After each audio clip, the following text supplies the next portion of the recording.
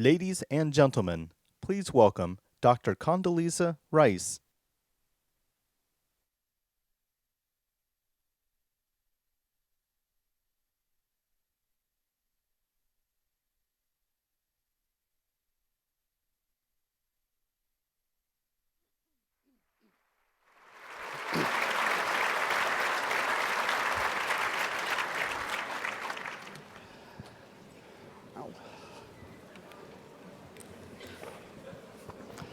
Well, good evening, everyone. My name's John Highbush. I have the honor of being the executive director of the Ronald Reagan Presidential Foundation. I want to thank all of you for coming out this evening. In honor of our men and women in uniform protecting our freedoms around the world, if you would please stand and join me for the Pledge of Allegiance.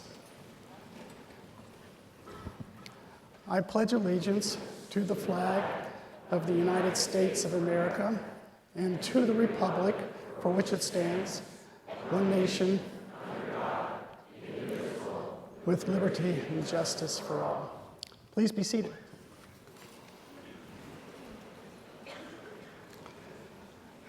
Before we get started, I'd like to recognize just a couple people in the audience.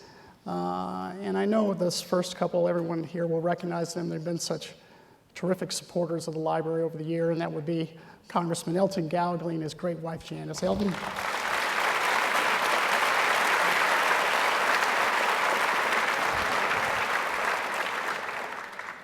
As well, we have another couple that is here with us. Much of the greatness that you see here at the Reagan Library and also at our new Institute offices that we've opened in Washington, D.C. Has been made possible through their generosity. And I just wanted to point them out briefly, and that would be Harry Kroll and his wife, Rosa. Harry.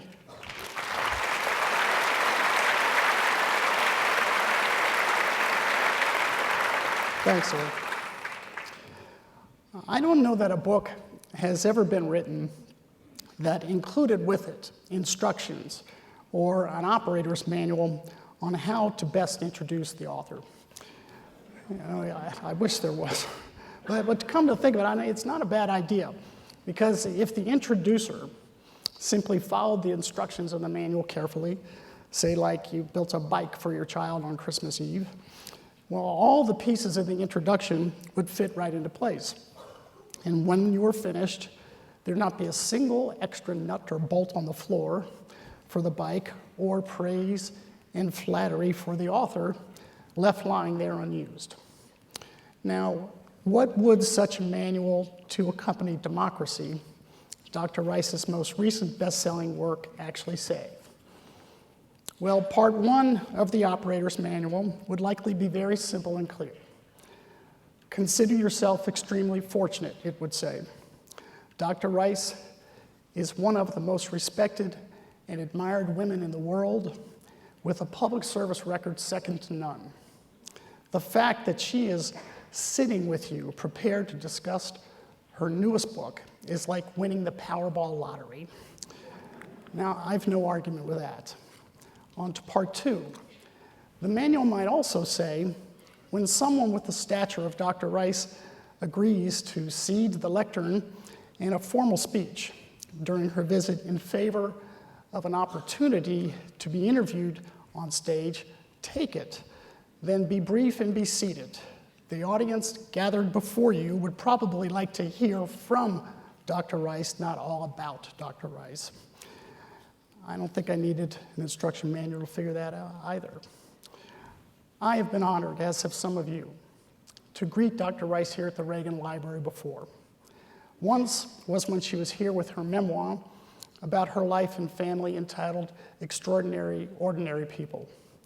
And once more when she had just penned No Higher Honor, a memoir about her years as the first woman to serve as National Security Advisor to the President and as the first African-American woman to serve as Secretary of State.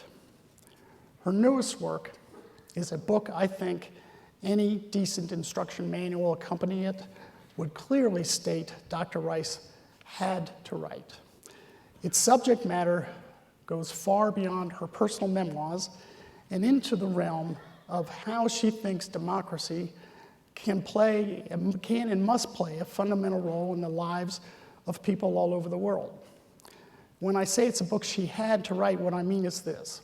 I think that she detected some years ago that someone wise needed to frame for the American people and freedom lovers around the globe how it is that democracy should be understood in the context of a very complicated and confusing world order, or disorder as the case may be. From the time the United States and several of its allies set in motion the defeat of Saddam Hussein in Iraq, to the present day where American soldiers and diplomats are fighting for the rights of people around the world, the fundamental question that seems to underlie our actions is this: is it in the interests of the United States to promote democratic institutions wherever the need? From the many other related questions Dr. Rice has had to answer over the years, such as, can democracy prevail where it has not been before? Is it right for every culture? How might we gauge or benchmark its progress? How long must it be before it can take hold? It's evident that these questions and others like them have been at the center of inquiry of Dr. Rice's world. Her book goes a very long way in answering them. But before you read her most recent work, I know that you'll first enjoy hearing about it from the author herself. So with that, ladies and gentlemen, if you would please join me in a conversation on stage at the Reagan Library with Dr. Condoleezza Rice.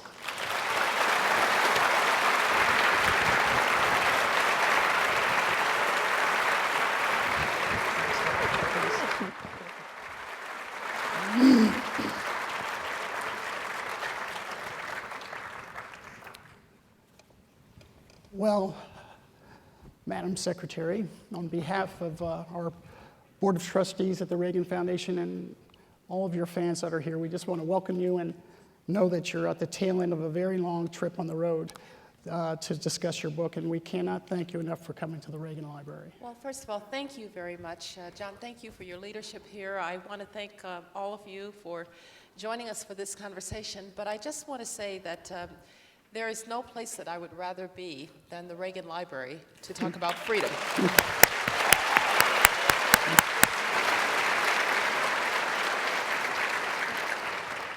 Thank you. I'd like to test out my theory as to why you wrote this book. Has this been on your mind for a long time and you thought, okay, someone has to get out there and describe how democracy can flourish around the world, no matter how difficult it might be? Yes, as a matter of fact, it's been on my mind for a long time, but I think it may even go back before that, because when I think about democracy, it's actually a kind of mysterious thing, you know, that people are willing to trust these abstractions, constitutions, rule of law. They're willing to go to the polls and elect people to represent them, rather than going into the streets, rather than binding to family or to clan or to religion. They trust constitutions and rule of law. And that's a very mysterious process. And I think as a kid, a child growing up in Birmingham, Alabama, I was perhaps one who very early on saw something even more mysterious. I saw in segregated Birmingham, Alabama, where you couldn't go to a movie theater or you couldn't go to a restaurant if you were a black person, where you were most certainly a kind of second-class citizen. I saw black citizens still absolutely devoted to the institutions of American democracy. I have one incident in the book that just sort of encapsulates it for me. And I was 6-ish years old, and my uncle Alto, my mother's brother, had picked me up from school, and it was election day. And there were long lines of black people waiting to vote. And I said to my uncle, well, this must mean that man Wallace, George Wallace, can't win. I knew in my own 6-year-old way that we probably didn't want him to win. And so my uncle said, oh, no. He said, we're a minority, so he's going to win. And I looked at my uncle and I said, then why do they bother? And my uncle said, because they know that one day that vote will matter. And as I went around the world as Secretary of State and I saw long lines of Liberians or Afghans or Iraqis, South Africans, in Latin America, people voting, sometimes for the first time, I thought to myself, they know that one day that vote will matter. And we are blessed with this extraordinary gift, democracy. Americans in particular were blessed with founding fathers who understood an institutional design that would protect our liberties, our right to say what we think, to worship as we please, to be free from the knock of the secret police at night, to have the dignity that comes with having those who are going to govern you have to ask for your consent. But if we were blessed with that, and we believe that we were endowed by our Creator with those rights, it can't be true for us and not for them. And one of the marvelous legacies of the United States of America and the building in which we sit, the library in which we sit, one of the most marvelous legacies of Ronald Reagan, was that he never forgot our obligation to speak for the voiceless. He never forgot our obligation to do the right thing in supporting those who just wanted the simple freedoms that we had.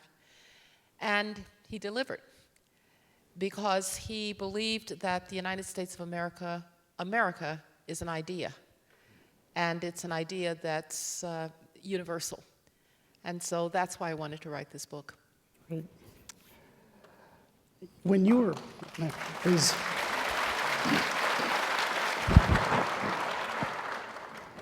When you were Secretary of State, you were in a position to know the world's opinion of the United States and its actions better than any other American, I'm sure. I know you're not in office now, and it's only been just over 100 days since we've had the Trump administration in power. But I wondered if you're able to speak to, has there been any change in your mind as to how Americans are viewed as we've transitioned from President Obama to President Trump? Well, I was in Europe not too long after the election, and the first thing I said to all of my friends in Europe was, all right, just settle down, right? The United States of America is engaging in a little bit of a democratic experiment. We've just elected somebody who's never been in government before, who's never even sniffed the government before, and that president is going to take some time. There's a bit of a learning curve.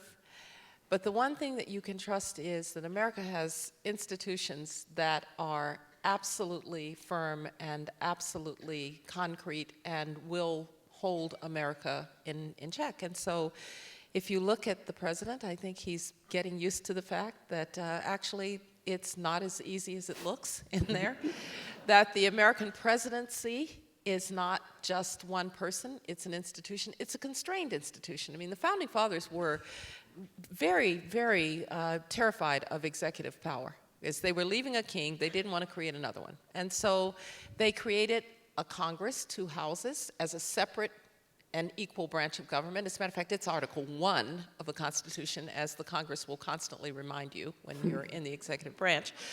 And today, that Congress is made up of 535 people, most of whom think they should be President of the United States.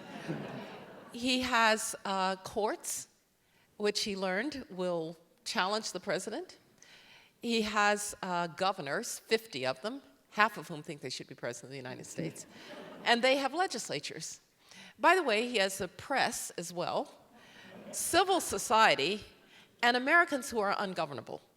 And so the job of getting to be president is one thing. Once you're there, it's quite another. And so the learning curve, I think, has been steep. But I think we've seen some things that really the world likes in what they see in America.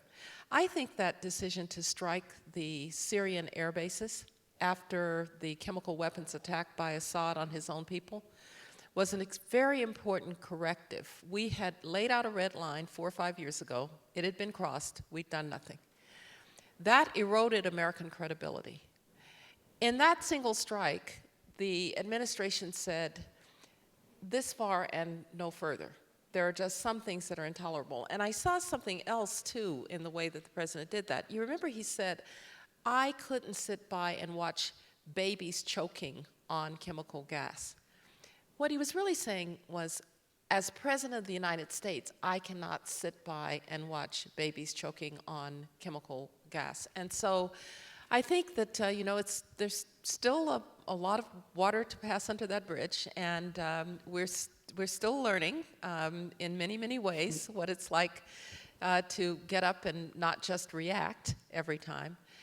But some very good things have happened, and the one thing I'll say is, as an American, we have only one president at a time. And we have to do everything we can to try to make our president successful. And that's where I stand.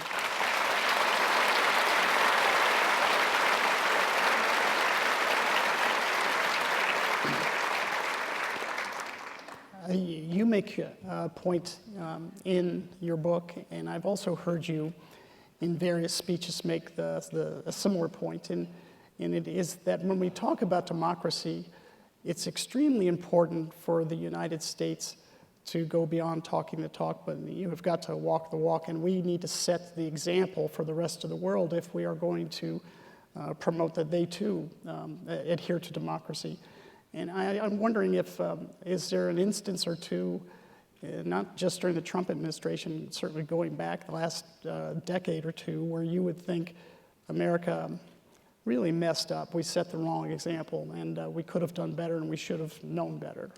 Well, we do it all the time, right? Because because democracies are not perfect. America is not perfect.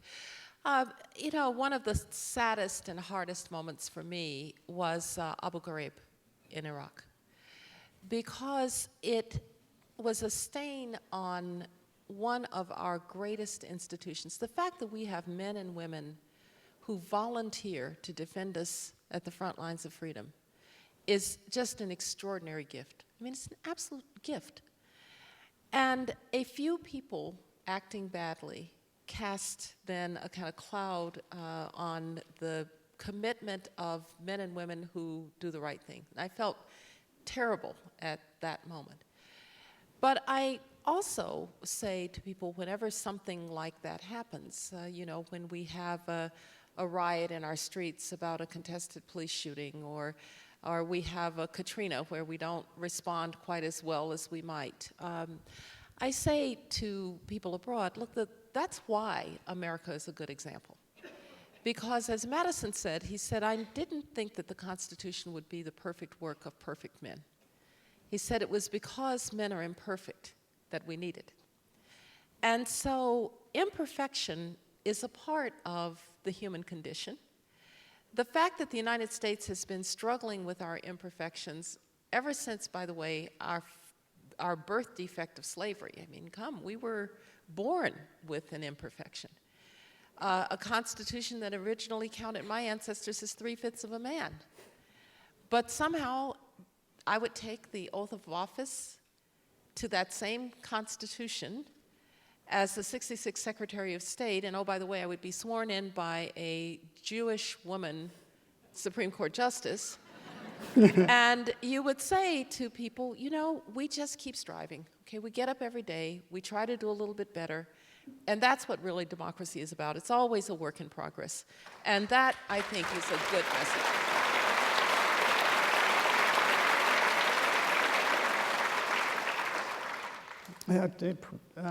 Turn to Russia and a few other countries for the moment. We seem to have some real predicaments on our hands. And to me, they really do feel as though they've been accelerated in the last 100 days from the deteriorating relations with Russia and its expansionist tendencies with Iran and its funding of terrorist actions, and North Korea access to nuclear missiles and long-range missiles. Is there one of those examples where you would say, no, this one rises above all the rest? If we can't fix this, we have a huge problem on our hands. Yes. Let me say first that President Trump has an outstanding national security team.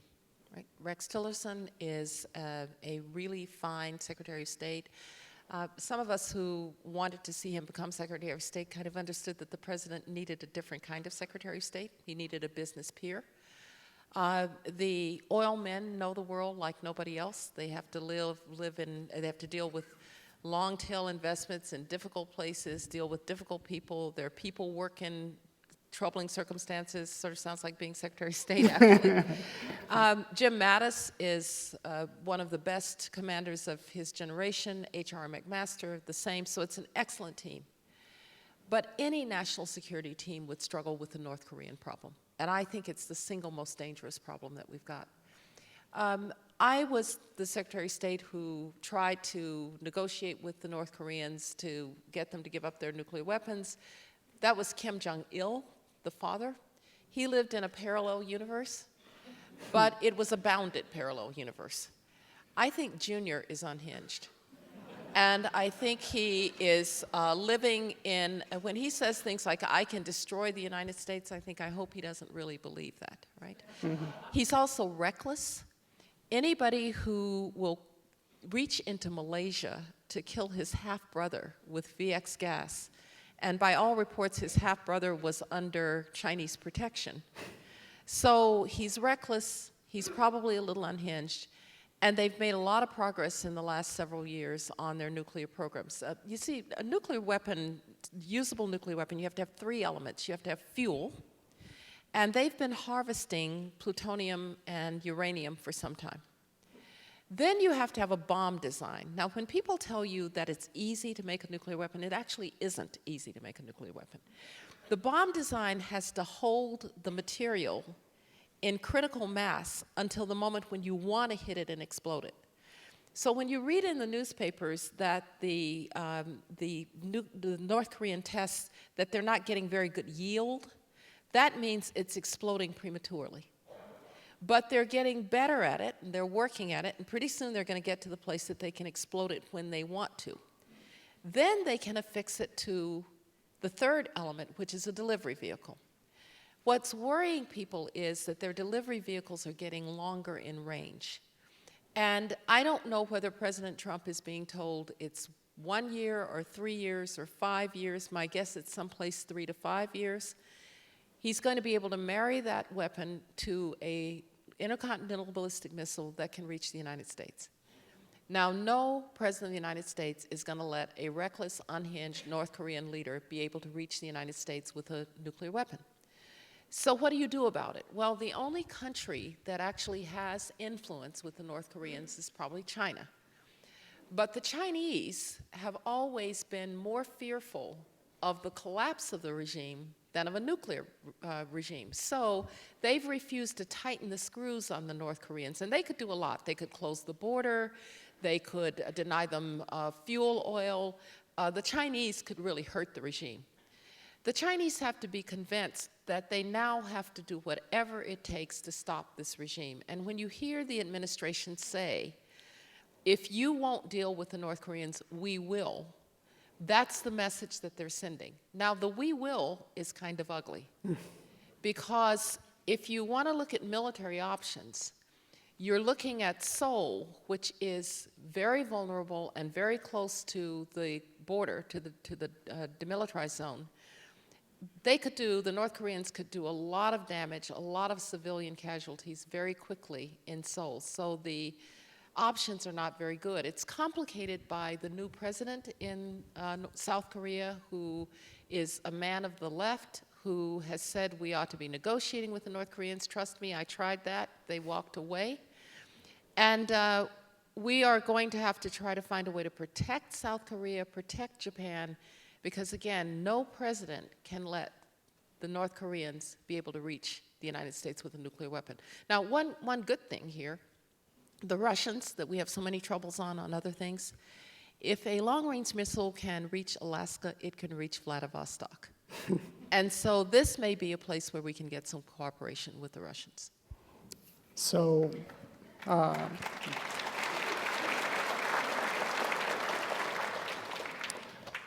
speaking of the Russians, I've seen a lot of analysis that essentially says that Putin, if he thinks there was one tragedy to occur in the last 1,000 years that was worse than anything in the world, that he'll point to the disaggregation or dissolution of the Soviet state. Yes.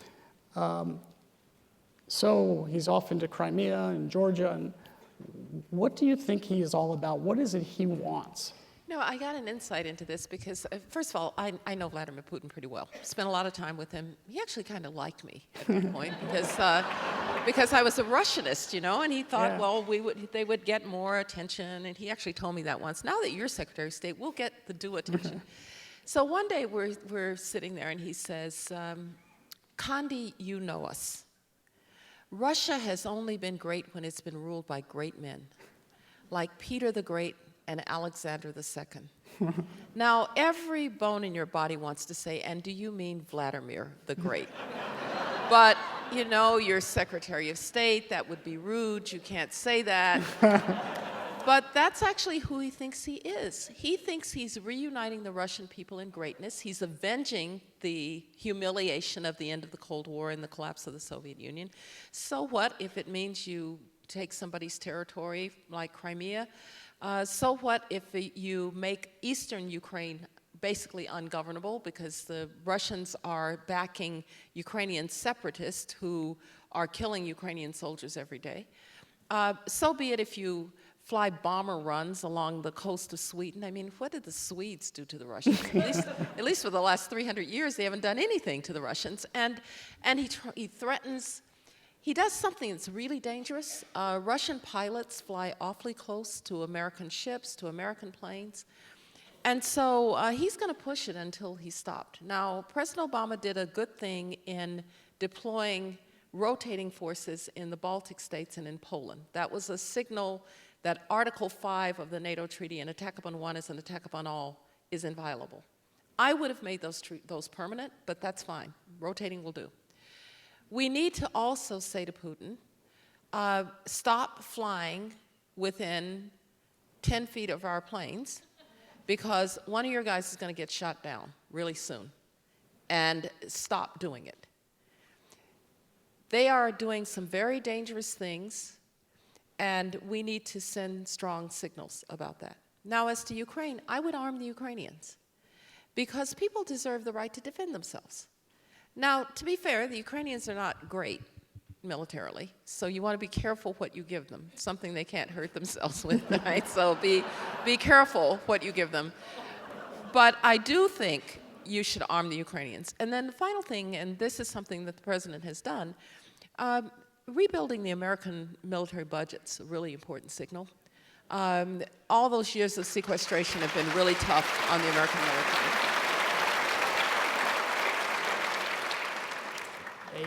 From a land grab perspective, is there one nation that you think is most particularly at risk in Putin's strategy? Yeah. Well, I think he'll try to just dismember Ukraine. I mean, that's basically what he's trying to do. They tried to assassinate the prime minister of Montenegro, so that was another attempt. But Putin actually is perfectly happy with kind of frozen conflicts. So he doesn't have to have all the territory. He can just make Ukraine ungovernable. He can sit in Ossetia and Abkhazia and make Georgia ungovernable as a whole. Even in Syria, as long as Assad is in power in part of Syria, so what if a third of Syria is completely ungovernable? And I think that's the game that he plays. Crimea was a little bit different. And one of the things we have to understand about Crimea, I have a lot of liberal Russian friends for whom the Crimea seizure was the right thing to do. Crimea was Russian from Catherine the Great. And then in 1954, Nikita Khrushchev gave Crimea to Ukraine as a symbol of Ukrainian-Russian friendship. But it didn't matter. It was all the Soviet Union. So my liberal Russian friends say, well, when it became independent, they should have given it back. And you say, well, no, that's not the way it works, all right? It's a violation of international law, and we can never recognize the Russian annexation of Crimea. But we need to be aware that among Russians, it's not an unpopular thing to have done. And so it actually added to Putin's popularity. But he can be stopped. You just have to be pretty firm. Right. Last Russia question. With Putin in charge in Russia, I think you, if I recall correctly, you're fairly pessimistic about Russia itself with Putin in charge. I presume there's absolutely no hope whatsoever for democratic institutions to thrive in Russia with him in charge. Well, the sad thing is that he managed to systematically dismantle those institutions. You know, when you think about, as we said, institutional design, what you want is an executive that's not so strong because it's checked by other power centers. And Boris Yeltsin was really the first one to mess this up for Russia because they actually had a functioning legislature. He got frustrated with it. He started ruling by decree, took tanks into the streets. Now, that strong Russian presidency under Boris Yeltsin is one thing. That strong Russian presidency under Vladimir Putin is quite another. And he's really dismembered but there's always a sliver of hope.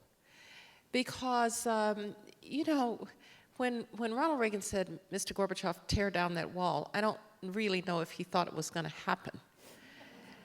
Authoritarian regimes are brittle. They're brittle.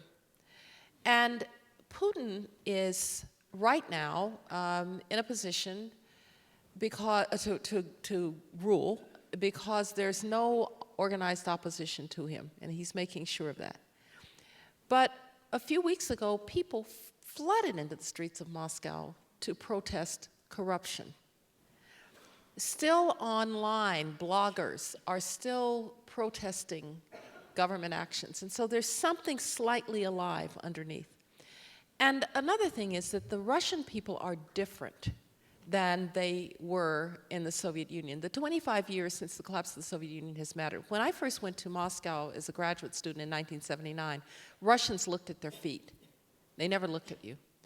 Now they travel, they send their kids to study abroad. They spoil even middle-class Russians, spoil their children at Toys R Us, and they buy their furniture at IKEA. And Putin is not their guy.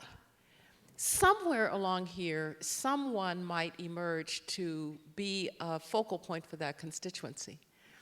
But before we get too carried away with the new liberal Russia, the other potential opposition to Putin could come from even the harder right.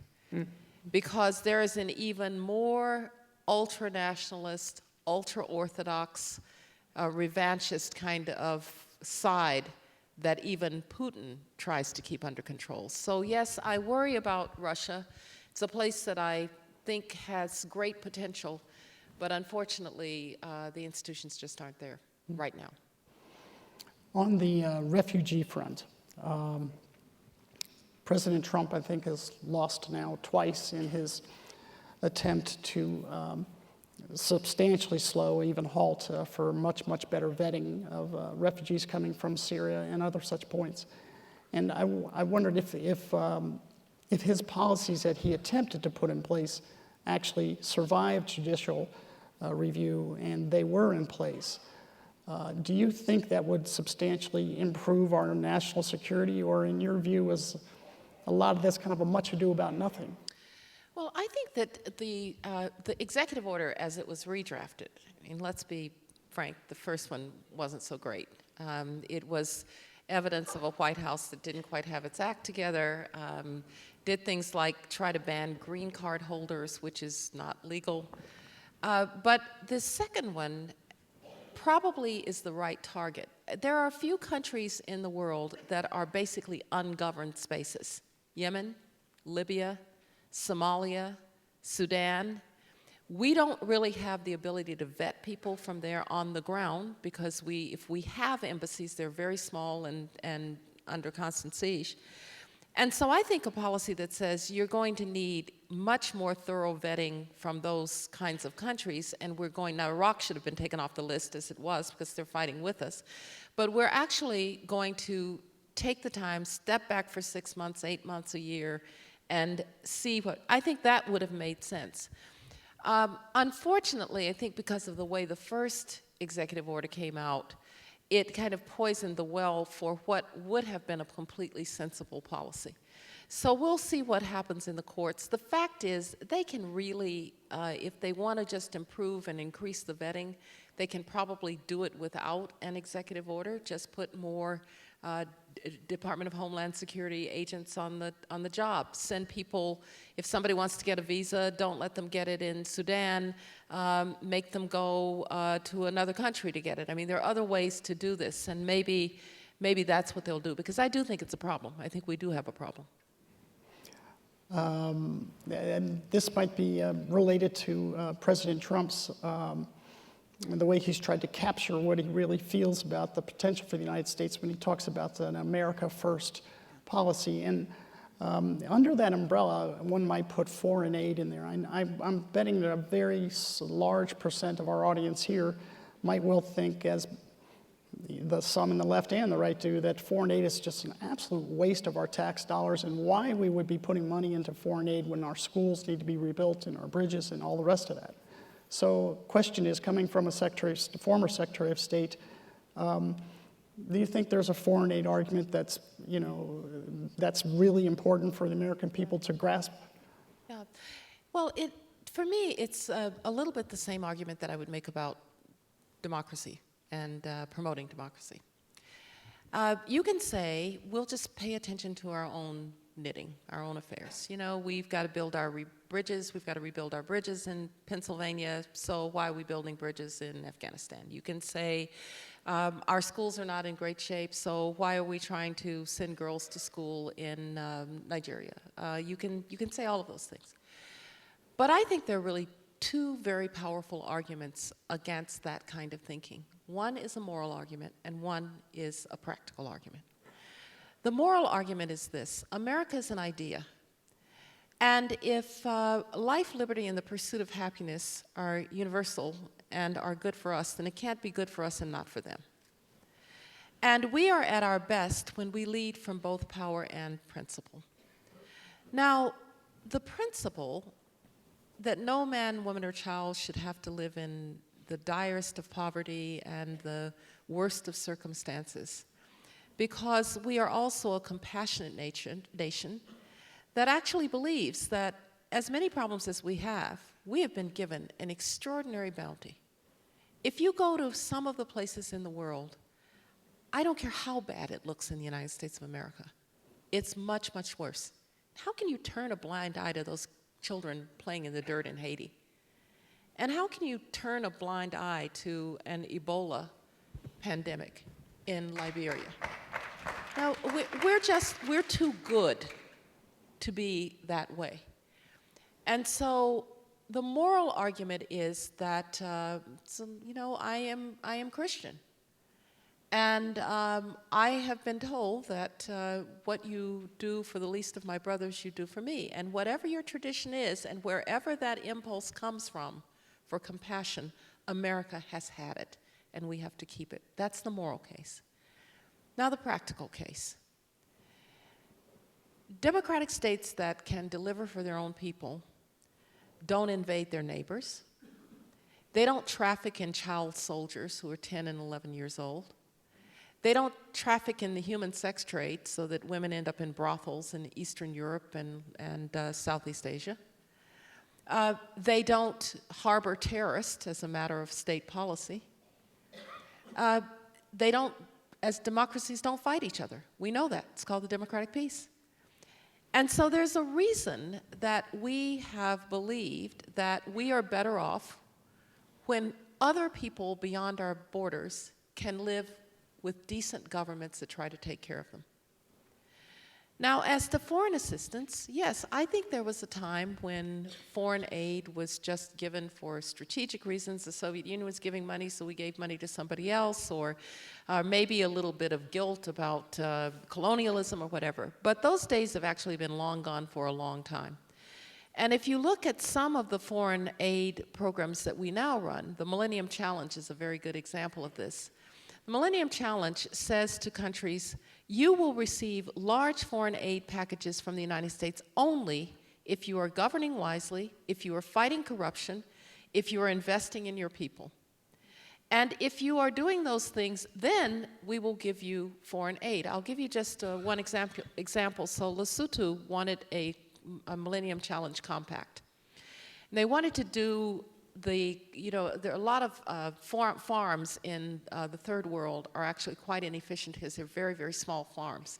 And one of the problems in combining them is nobody knows what the title is for the land. So they were going to do land titling. But there was a law in the book that women couldn't hold land in their own name. And so the United States of America said to Lesotho, if you want to see a dime of this foreign assistance, you will change that law. And they changed that law.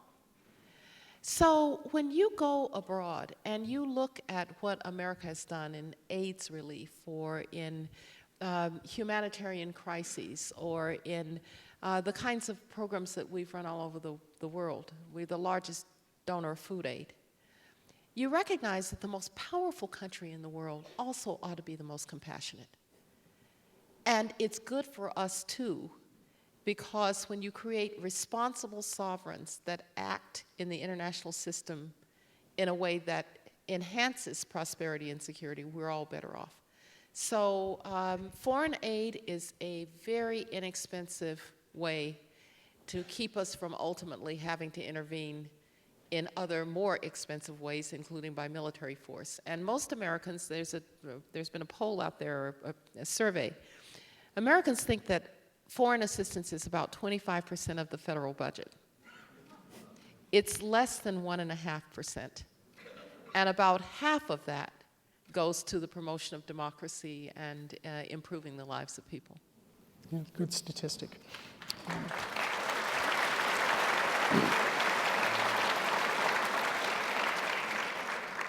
I have two more questions, and then I'd like to invite you in the audience to raise your hand when you have a question. There's adoration that follows you everywhere, and the evidence of it is, as you well know, in the last at least 2 decades, everywhere you go, people ask, would you please, please, please run for the presidency? Would you?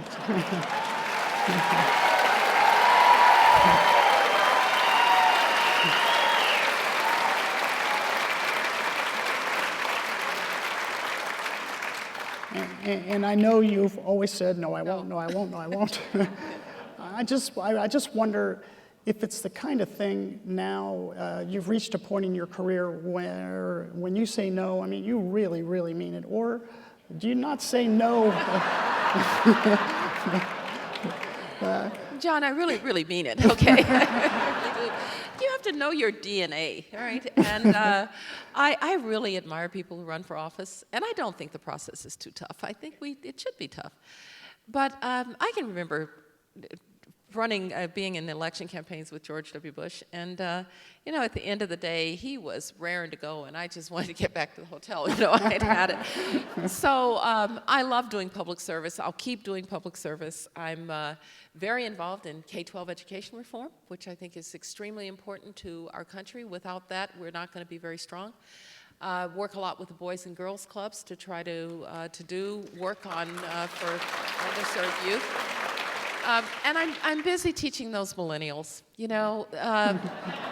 are the most wonderful. They're the most public-minded kids in my 30+ years of teaching. But they also are the kids who got the participation trophy for soccer. And so they are slightly fragile, and but yet they're the funniest combination of slightly fragile and hyper-confident because they've been told that they were, the next. So my favorite 2 lines are, I want to be a leader. And I say, now, that's not a destination and it's not a job description. So what actually are you going to know so that somebody might want you to lead? And my other favorite one is, I want my first job to be meaningful. I say, your first job's not going to be meaningful. What will be meaningful is somebody will pay you to do something for the first time in your life. That will be meaningful.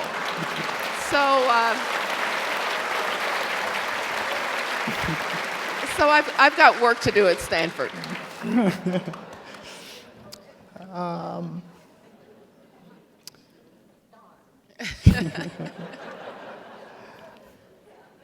Final question from me. What can anyone in this audience do to influence foreign affairs. I mean, there's so much opinion and so much interest in, the topic that involves America's relationship with the rest of the world. And I often sense people incredibly frustrated with decisions we might make or foreign aid or one thing or another. Is there any advice you give to someone? Is the advice, hey, don't bother, just read about it in the paper because you're too far away from being able to do anything? Or there's actually something that people can get involved in where they feel like they make a difference? No, I think there are many things that people can get involved. Look, you're not going to have an effect on what we do in Syria, most likely. Those are decisions that are being taken, that we have elected people to represent us to take those tough decisions, or North Korea. But when you look at the United States of America and the wide range of things that we do across the world, much of what we deliver for the world is actually through volunteers and through civil society. If you care about girls' education worldwide, I guarantee you there is a non-governmental organization that is dealing with that problem. If you care about the march of Islamic extremism, I guarantee you that there are civil society organizations that are trying to find reconciliation between the great religions and that are trying to help people find a better way.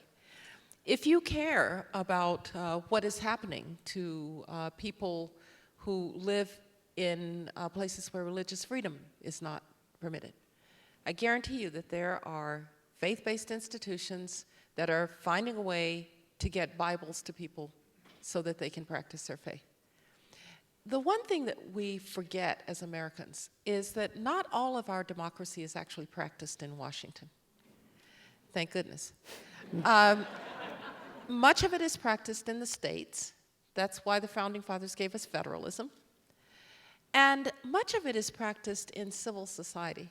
You know, de Tocqueville, when he came to the United States in 1835 and wrote his great book, Democracy in America, he noticed these, as he called them, voluntary associations of Americans. And he said, they just get together voluntarily to do great things, or to do good things. And he couldn't quite understand it. And it is a little bit of a paradox, because we're the most individualistic people on the face of the earth. You know, you violate my rights, and I will take you all the way to the Supreme Court. Right? Brown versus the Board of Education yesterday, anniversary. But we're also the most communitarian. And we do get together to do good things, and we would know those voluntary associations today as the Red Cross, or as the Boys and Girls Clubs, or as the Rotary Clubs.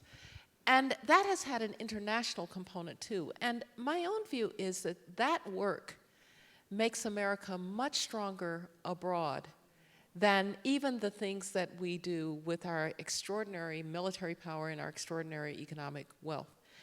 And so there are many ways to be involved internationally. And, by the way, being informed is also very important because in a day when social media does matter and Congress is always listening for opinions, informed opinions would be nice. We're getting an awful lot of uninformed ones.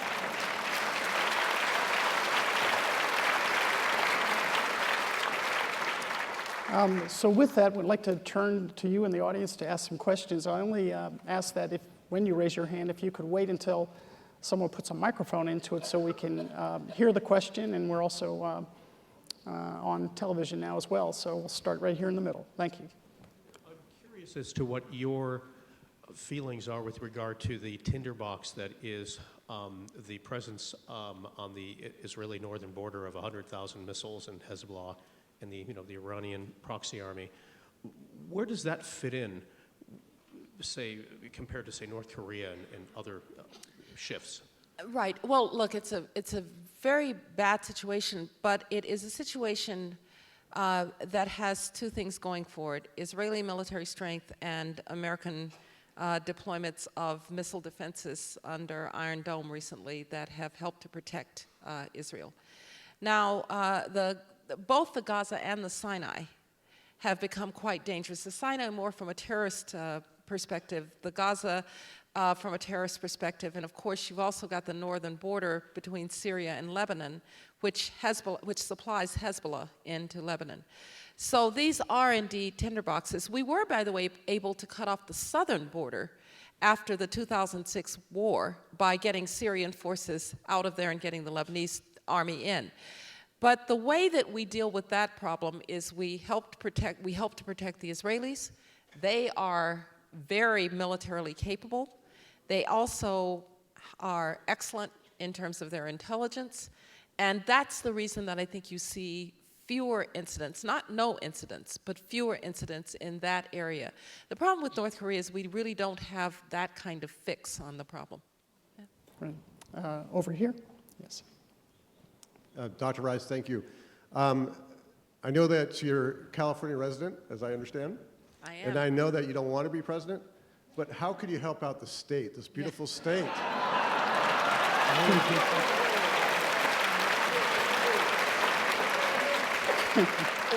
Well, here we really do need help, right? Well, first of all, we can't keep living beyond our means and trying to raise taxes as a means of covering up the fact that we have pensions that are unsustainable and so on and so on. And so, you know, at some point, Californians are going to have to blow the whistle on the budget games that are going on in Sacramento.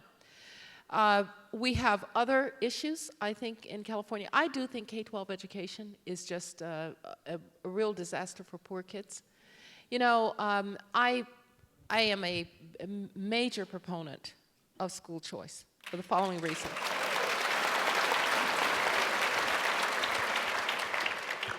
We have an opt-out system of public education. If you are well off, you will move to a district where the schools are good. That's why houses are expensive in Fairfax County, Virginia, and Hoover, Alabama, where my family lives, and Palo Alto, and you know, you name the place, you know where the schools are, and that's where you'll move. If you're really well off, you'll send your kids to private school. So who's stuck in failing neighborhood schools? Poor kids. A lot of them, minority kids.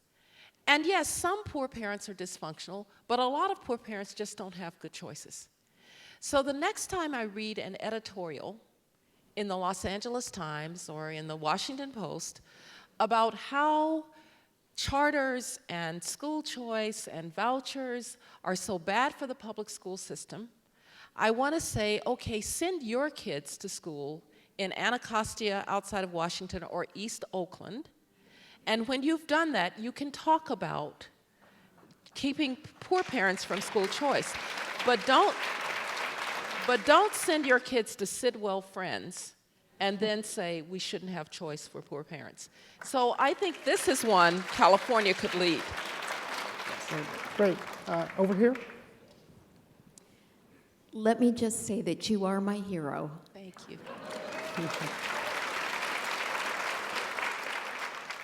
In a day and age where there's so much talk about the challenges for women, the challenges for minorities,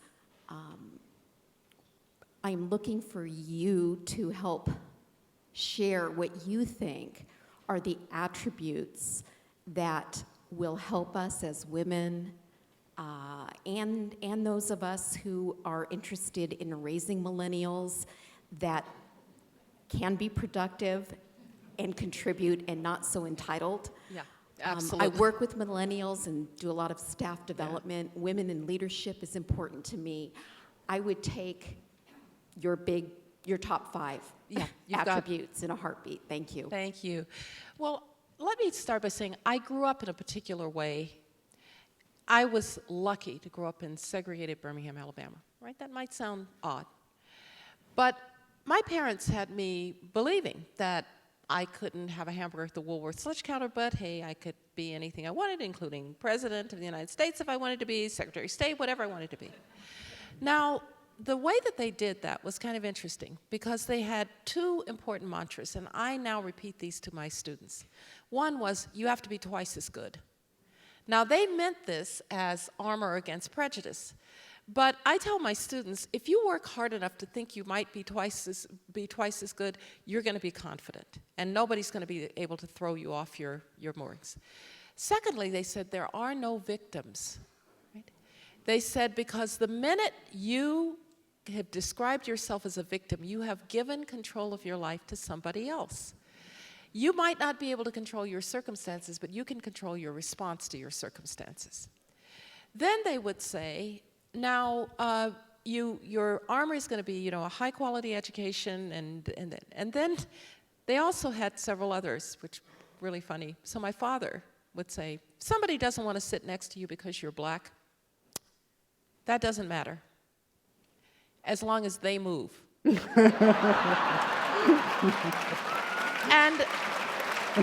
what he was saying is, don't let somebody else's prejudice bring you down, right? And so I say to young women and minorities, but also to my white male students, don't internalize somebody else's prejudices about you or views about you. Be confident enough in yourself. I watch our kids, and I think, by the way, social media has contributed to this. I heard someone say once to a group of young people, don't compare your actual life to somebody else's virtual life. Because they read on social media, and everybody's perfect on social media. And so I think they're internalizing now this sense of kind of aggrievement, and I can't achieve and I can't succeed. And we need to say to them, look, life is not so easy, but if you're well prepared, you can get there.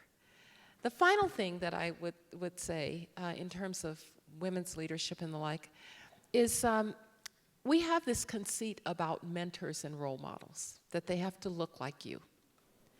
Now, had I been waiting for a black female Soviet specialist role model, I'd still be waiting. Your role models, your mentors, have to be people who you admire. Mine were white males, old white men. They actually dominated my field. But they were people who saw things in me that I didn't even see in myself. And when you found those kinds of mentors and role models, you're going to be able to navigate a lot of the ups and downs and difficulties of getting to the top, whatever color you are, whatever gender you are. And I just think that I was fortunate that I had parents that, even under very difficult circumstances, never kind of let me off the hook for personal responsibility. Well put.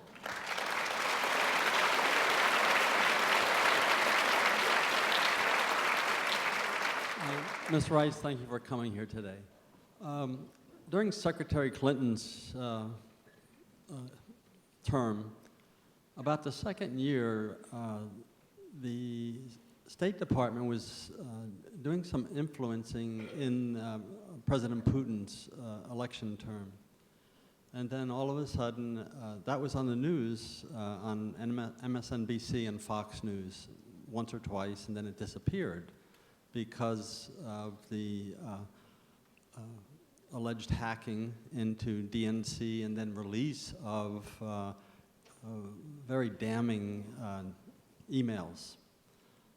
What do you think about our interference in other countries' elections and nation building? Yeah, thank you. Well, look, we don't actually interfere in people's elections. What we do is that we try to help people to have free and fair elections. So one thing that the United States supports is when the National Endowment for Democracy, which President Reagan began, sends electoral monitors to make sure that the elections are proceeding freely and fairly. We do speak out when we see fraudulent activities in elections. We tend to, through National Endowment for Democracy or through Freedom House or through others, actually train people who then can go and be candidates and so forth. So that's not interference. What we're doing is we're trying to strengthen opposition forces in places where authoritarians suppress them.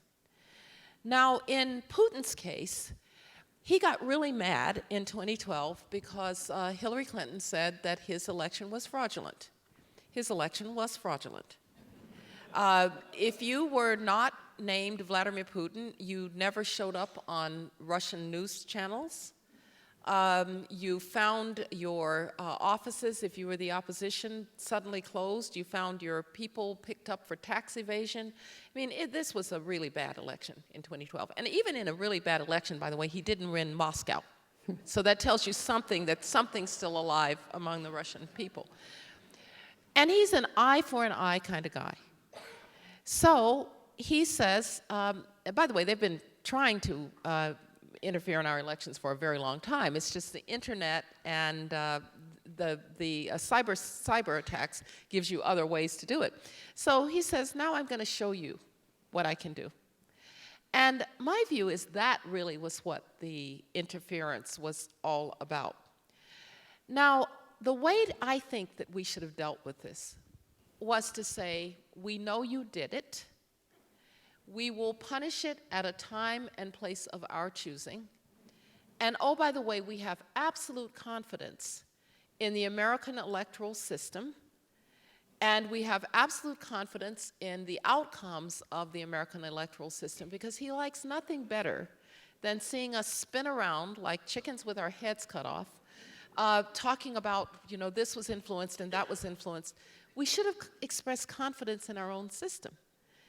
He wins when we don't express confidence in our own system. I'm all for investigating what happened there. We need to, it is a hostile act by a foreign power. We need to know what happened. We need to be smarter with our cybersecurity. After all, the Chinese hacked into our Office of Personnel Management records too. So clearly we're doing something that's making us vulnerable. And so I do think that he was going after Hillary Clinton because he was angry because of what she did in 2012. But that's where I would stop in terms of his motivations. I would not have gone so far as to say he was trying to elect a particular person. I think that he was eye for an eye. Mm-hmm. We have time for one last, please, sorry. One last question, and I'd like to take it from right up here in the balcony, if you would, if you could. No? You've given us your thoughts on U.S. relations in places like China and Russia. I was wondering if you could share similar thoughts on the socialist governments in South America. In South America, yes, very good question. So Latin America is actually a tremendous success story. When I first started teaching at Stanford, I taught a course called The Role of the Military in Politics. And I always had several Latin America juntas that I could talk about. Now you look in Latin America, and most of the big states are functioning democracies. Brazil, Chile, Peru, Colombia. We, by the way, one of the things I wanted to do in the book was to say to people, democracy promotion isn't Iraq and Afghanistan. That's a security problem, and that's very hard. But Colombia is a place that we help bring back from the verge of it being a failed state. So the big states of Latin America are actually doing very well. There are a few laggards, like the Sandinistas, that are still hanging on. The Cubans are still making trouble in Latin America. But they won't last. Those regimes, I think, will not last. The place that I'm most worried about is Venezuela. This is a horrific situation. This used to be a middle-income country that now people can't find food and they can't find medicines. I don't think there's a contagion factor to the rest of the region because the Andean countries are pretty strong. But I do think that the Organization of American States ought to finally say to Maduro, enough. And they need to arrange for that regime to be voted out of office. It's going to take a long time, maybe a transition of a couple of years, because the liberal forces have been so depressed and so suppressed by the Maduro regime. But Maduro is sort of Chavez without charm. And so I don't think that that regime can last. You're beginning to see cracks in the regime. But Venezuela is the single saddest situation right now in Latin America, and we need to deal with it. You know, the efforts to bring socialist regimes in Central America, it'll come and go in places like El Salvador and Nicaragua, but I think ultimately those regimes can't last. Dr. Rice, we are honored, as we always are, when you pay us a visit. And on behalf of all those here, I just want to say thank you for coming, and you are invited back at any time. Thank you so much. Thank you.